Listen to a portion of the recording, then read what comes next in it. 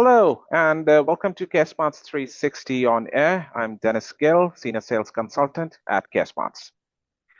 Karla Rodriguez knows what behind every successful home care agency is a strong, supported, and a reliable care team. So, as a people manager at Hallmark Homecare South Charlotte, she works at the center of scheduling, recruitment, onboarding, workforce coordination, and daily operational continuity.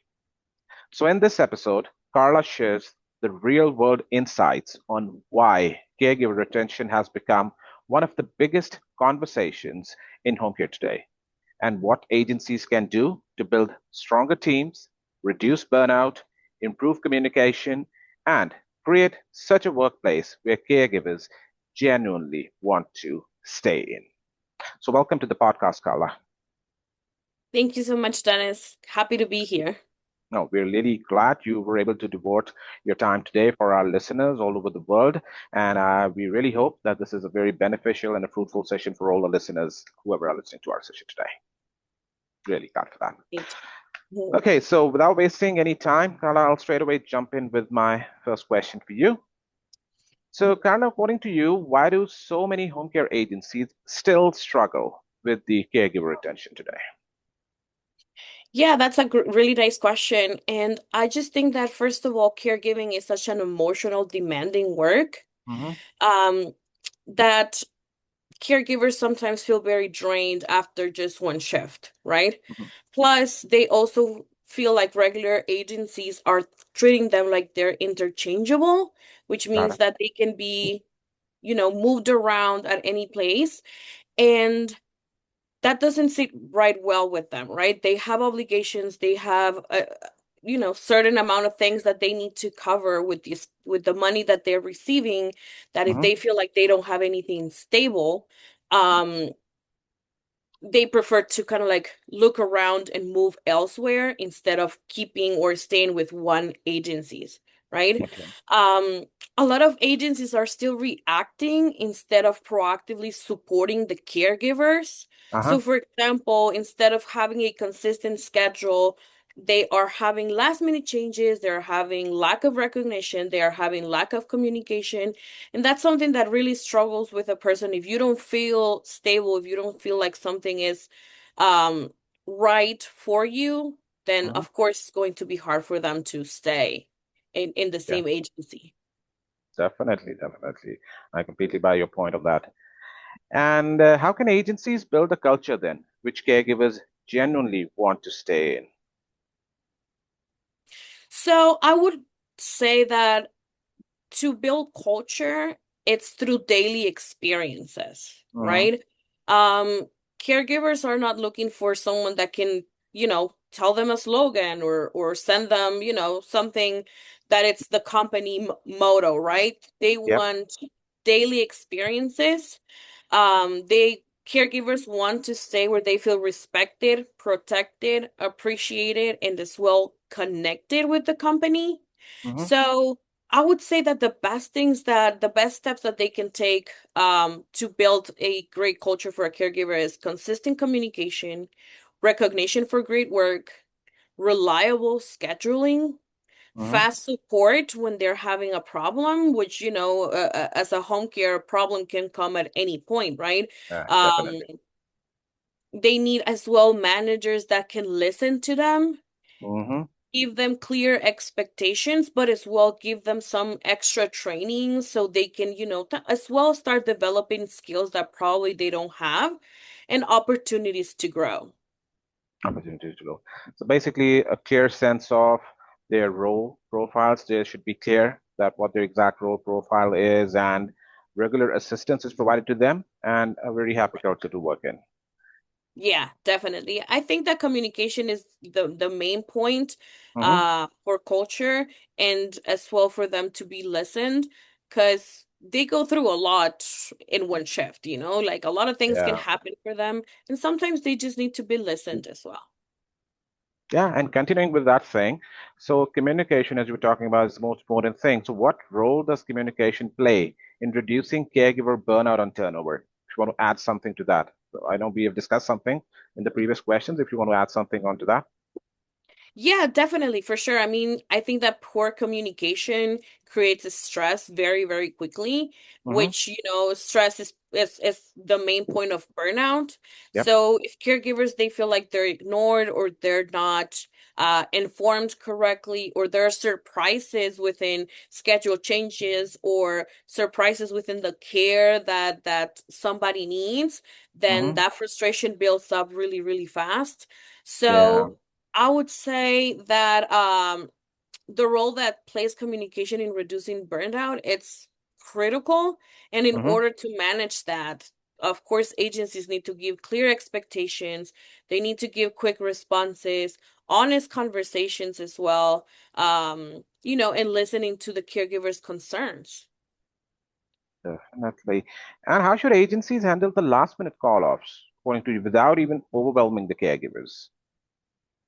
Yeah, so last minute callouts are one of the biggest operational challenges, and Definitely. it's something that it's really hard to manage or control Mm-hmm. because, last minute emergencies to people can happen. It can happen to everybody, right? Anybody, yeah. So I see that the mistake that many agencies make by solving this call-offs is creating another problem, I want to say. Mm-hmm. So there is always this caregiver that we all agencies know that is available, that will take anything, that Yep. needs the work and everything. But we are as well overloading this caregiver, right? Mm. Um, so what I would say and what I would like to see and what I like to do is actually prevent this call outs. And what do I do is I normally have backup plans even if I don't have the call outs. So I Mm-hmm. would probably be like, kind of like talk with people, talk with some caregivers and see if they would be available for last minute call outs. Mm-hmm. Have them ready in case this happens. I would have 2 to 3 options, not only one, 2 to 3 options, I would say. Make sure that I'm not calling the same person every time a call out comes in. Okay. Um, as well, it would be a really good option to offer incentives whenever a last minute situation comes like this. And Mm-hmm. as well, monitor how many hours someone has worked already the past week to Yeah. make sure that we're not overworking this person because that's one of the main reasons of burnout as well, overwork someone. Overworking. And now the most important thing and the most talked about thing. Do you think AI and automation can actually improve caregiver retention in home care? I would love to hear that. I mean, I think it could help out. Mm-hmm. However, it would not be removed completely because I've seen that caregivers really want to have a relationship with someone, Yeah, with their definitely. managers. So exchanging interaction with AI or a robot, let's say, it's not going to be beneficial for them. This is a very emotional industry, I want to say, and people really want to be listened and want to have like a real conversation. However, AI can help reducing scheduling chaos, which is a stressor for a caregiver. It can improve communication speed. Yeah. It can as well predict staffing gaps, which again can reduce the burnout from other caregivers. Um, it can as well help coordinate response faster when it's needed. And Mm-hmm. as well, it can be a great factor of help whenever we're matching a caregiver with a client. Because the AI can give us like the best match that we can have on the system Much. based on clients' needs. But I don't think that if we removed everything and do it with AI would be beneficial for caregivers. Because like I've said, they want a relationship. Yeah. Um, and technology is supposed to support humans instead of replacing them. So I Not would just say replacing it. that Yes. AI should be something that we can use to support us, not completely remove tasks. Yeah. And because in this industry, as you must be aware, human touch is always that is required. Yeah. Because that I've heard with all the listeners that I've heard with, because this is the question I have with all the listeners that I have worked with. And that's the one thing that I've heard in common, human touch. Yeah, human touch. This is not an industry that you can remove the humans at all, for sure. Correct, rightly said. And lastly, what will the smartest home care agencies do differently for caregiver retention in 2026? So I would say like the smartest thing that agencies can do in 2026 is stop treating retention as an HR issue and start Hmm. treating it as a business strategy. They'll Okay. become far more proactive and data driven while still staying deeply human. So I think that if we'll still see leading agencies focus more heavily in predicting burnout before it happens, flexible scheduling, faster communication, career development for the caregivers, right? Hmm. Better caregiver client matching, which means we should be aware of what caregivers know what to do and what the clients need and send the appropriate person, right? Yep.